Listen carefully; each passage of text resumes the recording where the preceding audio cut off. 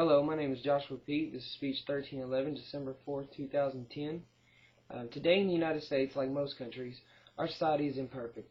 Every day our nation faces diplomatic and legislative controversies. The death penalty is one of the most popular debated topics in recent decades.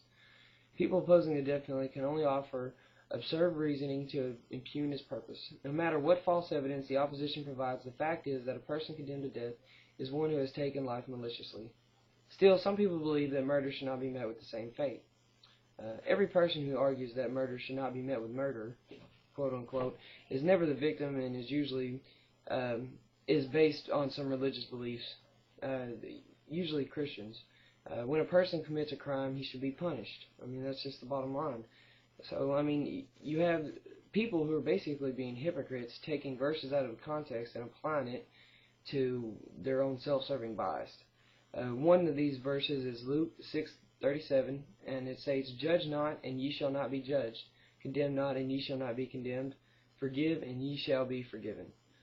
The previous verse, it basically means not to form opinions and assumptions about your fellow man. It has nothing to do with the death penalty or punishment of crimes at all.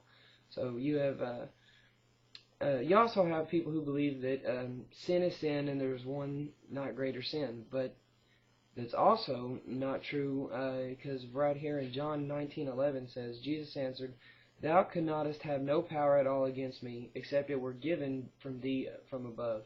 Therefore he that delivered me unto thee hath the greater sin." So obviously greater sin does exist, and in Leviticus talks about punishment. It says, "Breach for a breach, eye for an eye, tooth for a tooth.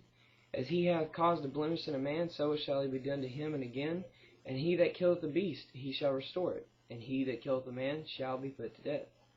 So, I mean, clearly the sightings that the opposition uses are obviously self-serving bias and really contradictory to what they try to apply them to. They're completely taken out of context.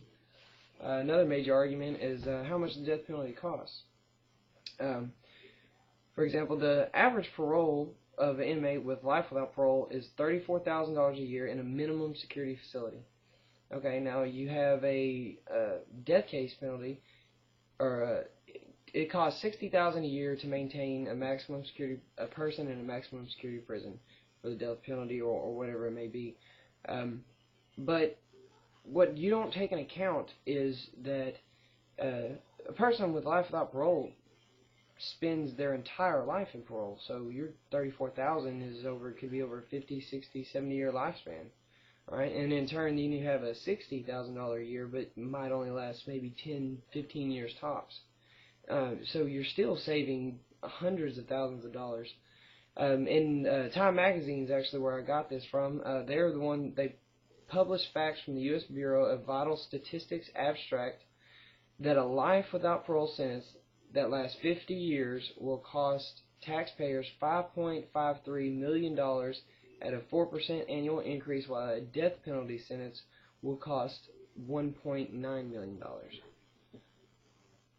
Alright, and my final argument is about people who are incriminated and put to death who are actually innocent.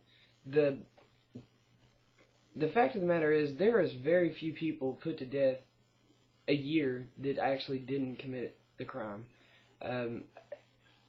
Just off the top of my head, I believe that there's only been, I think, 20 some odd people whose cases over the entire year since they started doing forensic science have actually proved them to be wrong. And I mean, 20, that sounds like maybe a kind of big number, but you think of all the people who are in prison, or even all the people that have been put on the death penalty. I mean, that's a very small fraction of people that's actually been proved to be innocent.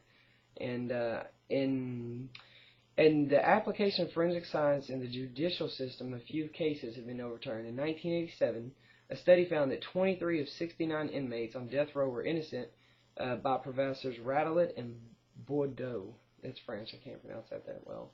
However, a later study by Markman, Stephen, Paul, Castle found that the methodology used was so flawed that 12 of the cases consistently presented incomplete and misleading accounts of the evidence. The other 11 had no supporting evidence at all. All of the above is stated in the 1987 October Stanford Law Review. So this just goes to show that there's also a lot of people who are trying to set innocent or guilty people free just because of the fact that they don't, for some reason, don't think that they should be deserved to the same fate that they brought on another human being. As it shows, professors, doctors consistently do the same thing to self-serving bias. Do the same thing with their own judgments and beliefs on whatever materials they find. But also, some people try to argue that an execution of murders is murder in itself.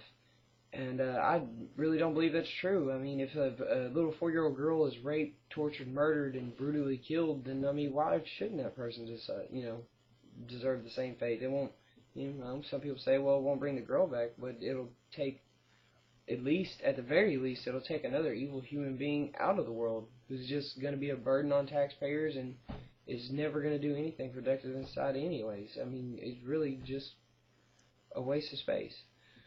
So, and then you also think, too, and you got to remember, murderers and car thieves or anyone else is also put in the same room. They live together, side by side. Now, I mean, if somebody steals a car, that's bad, but, I mean, you also don't know their situation. They could have been just extremely desperate, They could possibly be good people in life.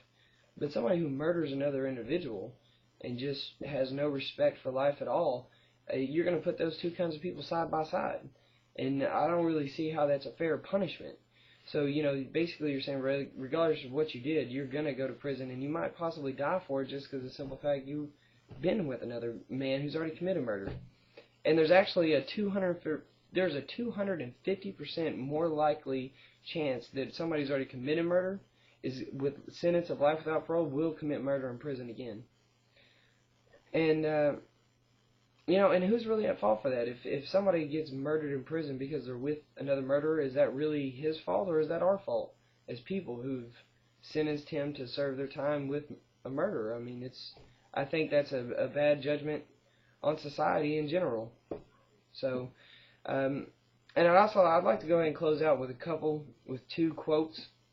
One was from Edmund Burke. It says, "All that is required for evil to prevail is for good men to do nothing." So just think about that. And also, the Supreme Court of the United States stated, "Indeed, the decision that capital punishment may be the appropriate sanction in extreme cases is an expression of the community's belief that certain crimes are themselves so grievous an affront to the humanity that only adequate response may be the death penalty." So, all right, and my references were deathpenaltyinfo.org, prodeathpenalty.com, and deathpenalty.org. And my name was Joshua Pete, and thanks for listening to me.